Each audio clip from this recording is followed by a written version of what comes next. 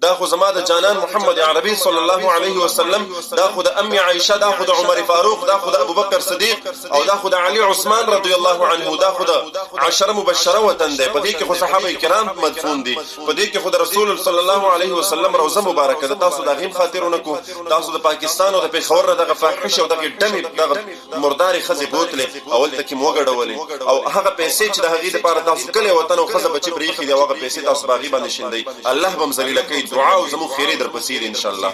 دا ویډیو زما د سعودي عرب د هغې بدبخت او ظالمانو مسافرو د پاره ده، د هغې ذلیلانو د پاره ده چا چې د دومره مبارکې میاشتې نه پس په دومره مبارک ورځو کې د هغې په دوران کې د دومره عظیم ښار او د دومره مقدس ښار بې ادبي او ګستاخي کړې ده.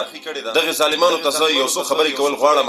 اول خو ما سره الفاظ نشته چې د دې دغه ظلم او بې ادبي او ګستاخي زه په هغې کې هغه وغندم او د هغې مذمت وکړم. ما سره داسې الفاظ نشته، خو یو څو خبرې په زړه مې پرتې دي، دا تاسو ته کول غواړم چې ای ظالمانو، ای ذلیلانو، ای ګستاخانو، ای بې ادبه خلکو، تاسو د دغه شو او د دغه پروګرام او د دغه کنجرتوب نه مخکې دا سوچ نه کولو چې دا مونږ څه کوو، دا په کوم ځای کې دا کار کوو.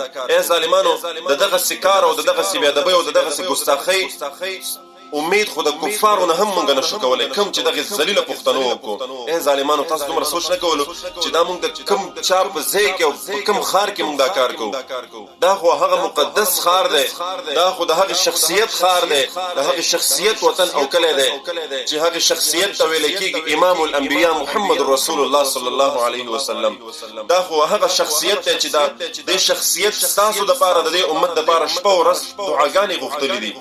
شپه او ورځ الله نه دعا کوله چې یا الله زما امت دا هلاک مکې، په دې باندې عذاب را مولدي، په یو مخ باندې د دنیا نه ورک مکې. دغه شخصیت خو د دې امت او زموږ استادو لپاره د طائف په کوڅو په ښار کې لوټ او کاڼي برداشت کړیو. دغه شخصیت خو په جنگ احد کې زموږ استاد لپاره خپل غاښونه مبارک چې دا قربان کړیو، خپل جسم مبارک قربان کړو، زخمی کړو. دغه شخصیت خو د قیامت په ورځ چې 1,24,000 کم وبش انبیاء کرام د نفس نعره لګي، دغه شخصیت به ای ظالمانو ګستاخانو زموږ استادو لپاره د امتی نعره لګي.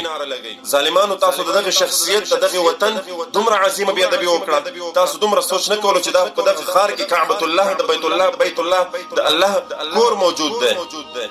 دا خو وهذا البلد الامین، دا خو یو مبارک خار دی، دا خو د امن خار دی، دا خو زما د جانان محمد عربي صلی الله علیه وسلم، دا خو د ام عائشه، دا خو د عمر فاروق، دا خو د ابوبکر صدیق، او دا خو د علي عثمان رضی الله عنه، دا خو د عشره مبشره وطن دی. په دې کې خو صحابه کرام مدفون دي، په دې کې خو د رسول صلی الله علیه وسلم روزه مبارکه ده. تاسو دا غیم خاطرونه کو، تاسو د پاکستان او د پیښور دغه فاحشه او دغه ډمې دغه مرداري خزي بوتلې اول ته کې موګړولې، او هغه پیسې چې د هغې لپاره تاسو کله وطن او خزه بچي بریخي دی، هغه پیسې تاسو باغی باندې شیندئ. الله بم ذلیل کوي. دعا او زمو خیری در پسیر ان شاء الله. انلاین قرآن او دینی علوم زده کول غواړئ او یا خپل بچیانو کشرانو ته خپل کور کې په خپل نگرانی کې انلاین د قرآن حفظ، ناظرات، تجوید، قاعده، مسنون دعاګانې د اودس، د غسل مسائل، څومره چې دینی مسائل دي دا ور زده کول غواړئ، نو هم نن زموږ په دې بیت العتیق انلاین قرآن اکیډمي کې اډمیشن وکړئ، داخله وکړئ. تاسو که د دنیا په هر ګوټ کې په هر ځای کې هم نن زموږ په دې اکیډمي کې داخله وکړئ، ان شاء الله العظیم په احسن طریقه سره، په بهتره طریقې سره